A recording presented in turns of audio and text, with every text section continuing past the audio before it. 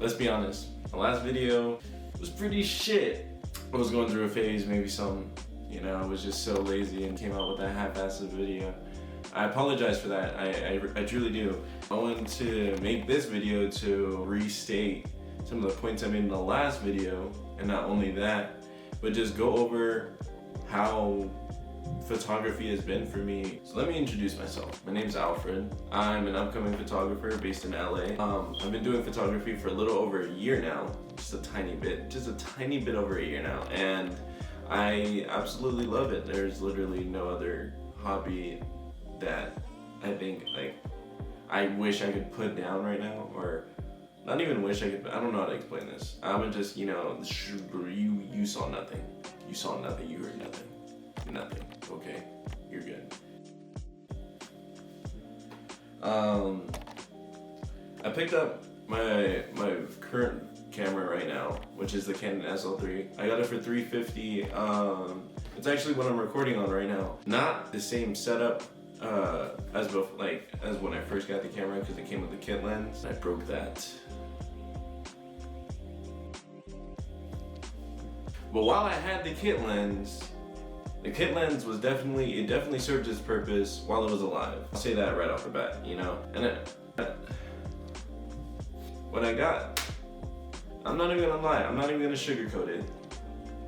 The kit lens was terrible. It was terrible. It was a terrible lens. I'm not gonna lie. As soon as I got this, I got a new lens. It was day and night. Don't get me wrong. The kit lens definitely got the job done and did what it needed to do when I needed it to do it. But was it sustainable with where I was going? Absolutely not. The kit lens was not going where I was going. I plan on seeing big things, and the kit lens it can't go along with the ride. I'm sorry. No offense to anyone who still uses a kit lens, of course, I used my kit lens for an entire year until I decided to switch lenses because I broke my kit lens. So that's the only reason I switched lenses was because I broke it. So if I didn't break my kit lens, I probably still would have my kit lens, and I probably wouldn't have looked into buying new lenses. But I have, and I'm definitely glad I didn't. I'm upset I waited so long to find a new lens, which I'm not so upset about because I gained more skills. Gave me all right, here's this, you gotta work with it, see what you can, just gave me something it did limit me, but it was how can I work around this? How can I gain more skills to, to make the most with this? And I definitely got there. And so when the kit lens broke, it was more of it's time for me to upgrade. And did my research, picked up a 50 millimeter. It's amazing. As you can see, it's very sharp. F1.8. 1.4. I broke this one too. Nigga, what's wrong with you? You a grown ass man. I messed it up, so the focus, it fell. So the focus ring is kind of fucked up. It's because it's a motor, and so I don't want to be reminded of that. But nonetheless, like I said, the kit lens got its job done. It did its job. I'm not upset. I don't have a problem with it. It's gone. I definitely would not pick up kit lens again because that's ridiculous. But nonetheless, it did its job, and here are my favorite photos with the kit lens and my camera in the first year.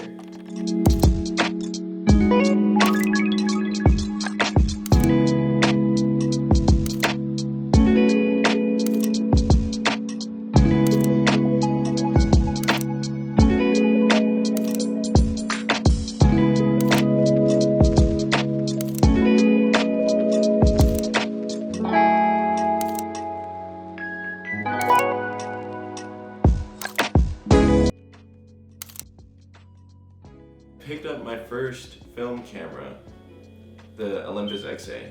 I literally love this camera. It's literally the best camera not the, alright, I'm reaching. It holds a special place in my heart, okay?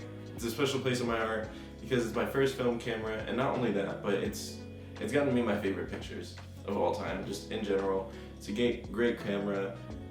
Bit of a learning curve, I guess, when it comes to focusing, but other than that, it's you know, it's really easy for beginners. I picked it up, and not that I knew what I was doing, because majority of the time I was shooting and I didn't know what I was metering. I didn't know, I just knew that it told me if my shutter speed was high or not. And if my shutter speed was really high, I just assumed that there was a lot of light, which was true because the camera does its aperture priority. So all you have to do is choose the aperture and it does everything else for you. And exactly, you know, another part of the reason why it literally just works, you know, it just does its job greatly because I don't really have to do too much besides focus. And it goes to f1.8 and it's literally amazing. It looks great for portraits, which is really surprising because it's a really small camera. It's like, let me show you some of the photos from that camera because it's just a great camera.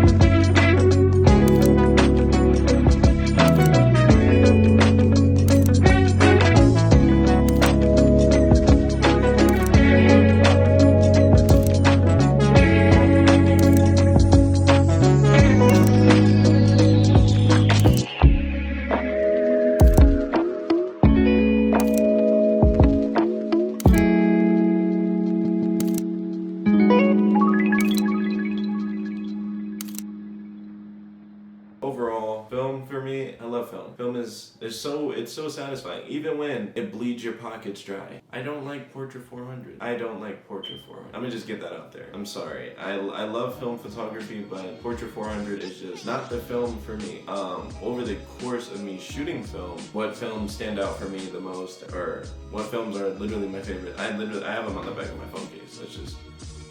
I'd like to say when it comes to my progress in photography, I definitely say I was one of the lucky ones and who was a person who was naturally skilled in photography and definitely had an eye for photography. And all I did was I shoot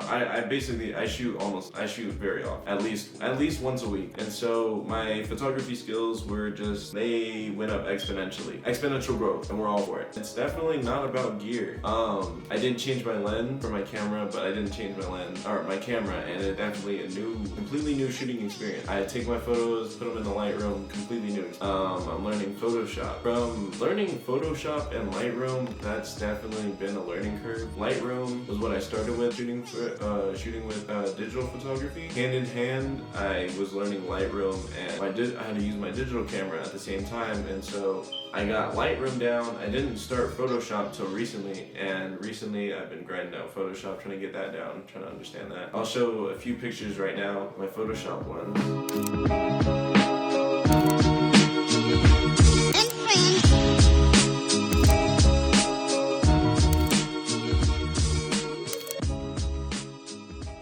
When it came to developing my own style in photography, I like to say I definitely at first, I started off basing a lot of my photography on photographers like Grainy Days. I definitely enjoyed his videos, and Volanders. Those two are photographers I definitely look up to them. Like I respect their videos and stuff like that. I don't watch the videos as much as I should recently, but I definitely look up to those two photographers because they are amazing photographers. And when I first started off doing photography, I definitely attached myself to their style because they were styles I enjoyed. I really respect their work. I really enjoy the way their photos come out, and so that was my style at the time. And I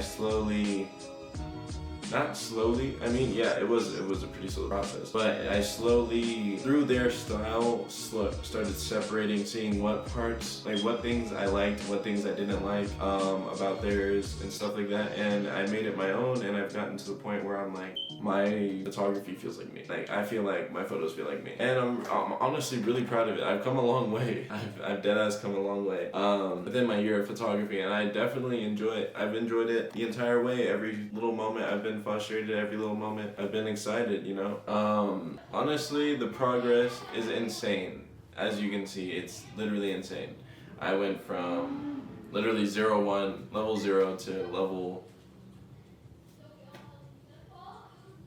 75. I'm gonna give him level 75 now. I'm pretty good. But yeah, I hope you enjoyed, and I hope you have a good one.